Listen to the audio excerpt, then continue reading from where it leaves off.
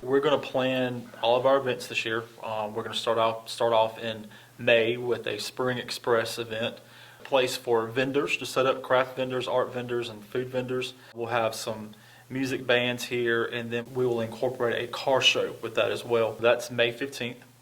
We do understand that the governor has lifted some of the restrictions. However, we're still going to encourage everybody to wear a face mask and still continue to social distance. We will start our summer nights programs back in June, which is a weekly Thursday night event where we have music bands to come in, and we'll have folks out there dancing, and it's a great time for people just to come out and fellowship with each other, especially the folks who live here in the community. It's also a good time for our local restaurants. They capture some of that traffic that comes in, so it's good for them as well. And then at our fall events, we'll have our Depot Day, our chili cook-off, provided that everything is going well. You know, we'll monitor month by month how things are going. The senior adult focus here is very strong because we have so many senior adults, and we feel like their social health is just as important as their physical health, and meeting and congregating together is an important aspect of that. So we do have Jackson Mill down now, and the property is vacant and it's ready for development. Of course, we still have to work with some real estate agents to market that property, but we feel like Iva is a viable market. It's a small market, but obviously, you know, we have a lot of work to do. It's going to take us a little longer to attract the right developer to that property, but we feel like it is worth the effort. We're meeting with the real estate agents now, and that is the property in Iva that is going to be essential to our growth. Along with that, we are annexing properties into the city limits, hoping that in the future we'll have a strong residential growth. And so while it may not happen next year, we're just trying to prepare ourselves for that. We're seeing what's happening in other cities, particularly in the north part of the county, and we anticipate that coming south. And we want to be ready for that, and we're eagerly waiting for that to happen here. So we want to be in a position that we have the properties and that we're able to provide the public infrastructure that'll be needed to attract residential growth, and that's what we're going to be working on. Housing is at a premium here because there's not a lot of it. When you see a house go on the market, it has a high price on it because there's not a lot of it here. So our housing inventory is very low, and the council and the mayor recognize that needs to be priority, and it is a priority right now. We've probably been a little slow in addressing that over the years, but now there's a lot of effort and a lot of emphasis on residential development. So we have a lot of restaurants that are looking at us right now. They're local mom and pop shops, which are essential to a small government. Our restaurants they appear to be back up and running pretty strong. Our community supports our restaurants, and they recognize the fact that there was such a slow pace with them, that our community really stepped up and supported them, and during the pandemic kept them open. And so we do have some others that are looking at sort of starting up. And so the town's going to stand behind them, and of course we welcome any new business to town. We do have the old Fred's building that's still vacant. I stay in contact with the real estate agent as much as possible, hoping to hear good news any day. Right now, it doesn't appear that anything's going on with that, but we're keeping our fingers crossed that at some point somebody will call and take advantage of that building. It's in a good facility. It's in a good area. It's right on 81. It's a good parking lot there. So, you know, it's great for a good tenant, but we're leaving it up to the real estate agent to market that building. The town does not own that building. It is owned by a bank, and so we're kind of a third party, but we do call and check in because it is a very viable interest to the community. The target date for the museum to reopen is the Spring Express event, which will be May the 15th. And Iva boasts it's now People's Bank of, not just People's Bank of Iva anymore, it's People's Bank, the oldest locally owned bank in the county, and they're getting ready to celebrate an anniversary, right? They are going to be celebrating their 70th year in operation. They got their start here in Iva, and then they branched out into Homeland Park, and then from there they moved on into the city of Anderson. They've opened their newest branch over in Pendleton, so we're excited for Pendleton. But they were originally the People's Bank of Iva, and then as they grew, it became the People's Bank. But they are local, and their roots are here. We're very proud that they are the oldest locally owned bank in the county, and we hope to celebrate with them at some point this year. We'll be planning some events to recognize that. So the Iva Recreation Association, they are starting their spring sports now.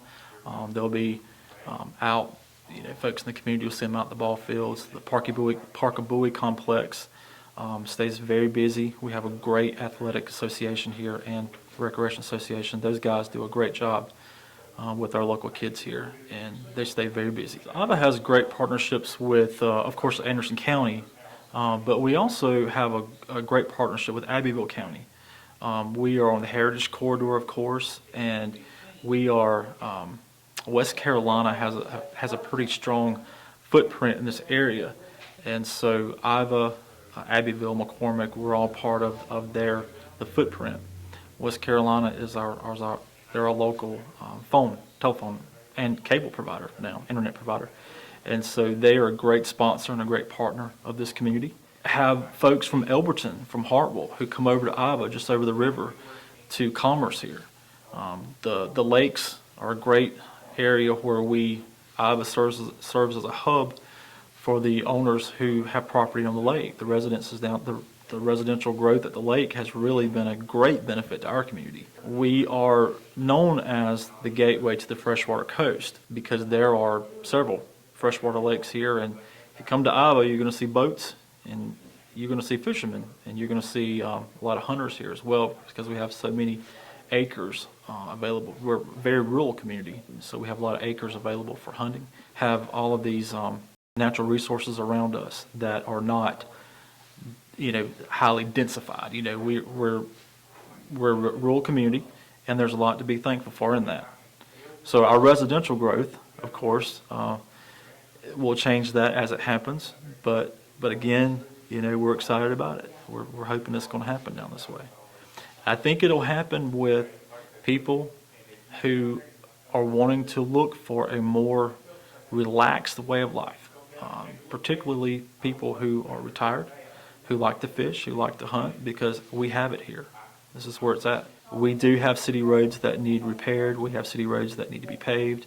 Under the county, well, of course, if you're in a municipality, it's either the state owns the road or the city owns the road. So the state, we encourage the state to do their part in repairing their roads.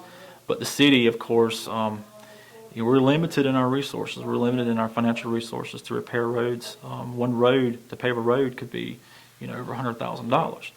So we depend on aid from the county. We depend on aid from the County Transportation Committee, which is appointed by the delegation, and we'll be applying for roads. And we have to be very particular about which roads we apply for, because there could be, a year or two in between the time frame there that we get to apply for another road. So we have to make sure that we pick the right road. But we have some roads that are in pretty good condition, but as far as how many roads need to be paved right now, we're probably at about 15 to 16 roads.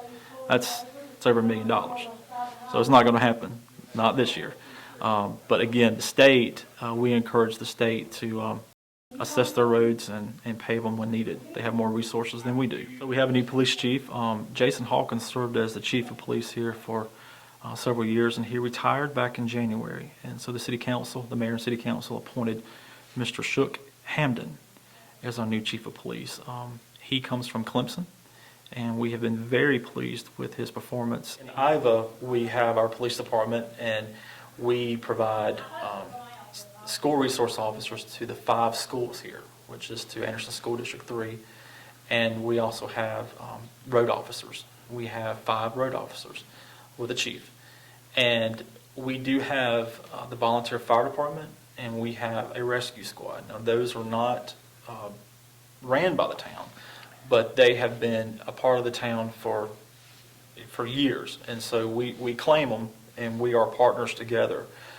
The rescue squad is funded by the county, and the fire department is funded by the county as well. But the fire department is a volunteer fire department. The gazebo serves as our front yard to the town. We have trees that were planted in the parking lot in honor of the astronauts that when I believe it was the Challenger exploded back in 86 or 87, I'm not sure, but we planted trees in the parking lot. Those trees have become so mature now that we can't fly flags. So we're moving the flagpoles thanks to a grant that we got from the delegation, the park grants. We're going to be moving the flagpoles and creating a new Veterans Park.